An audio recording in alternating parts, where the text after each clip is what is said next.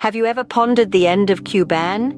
This intriguing molecule, with its beautifully symmetrical structure, has captivated scientists and researchers for decades. But what if its existence came to an abrupt end?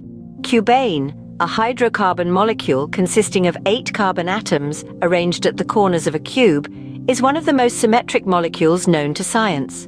Its structure is so symmetrical that it's often likened to a perfect cube, hence its name.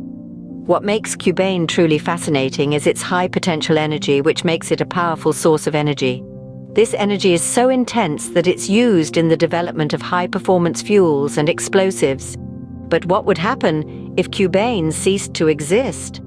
How would it impact our world? The disappearance of Cubane would have a profound effect on various sectors, especially those reliant on its high-energy properties.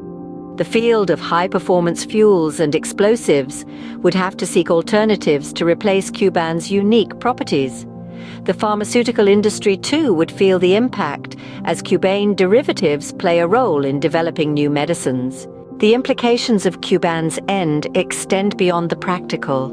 The beauty of Cubane lies in its perfect symmetry, a rarity in the natural world.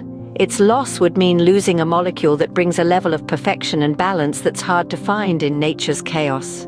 To summarize, Cubane's end would not only disrupt certain industries, but also rob us of a unique example of natural symmetry.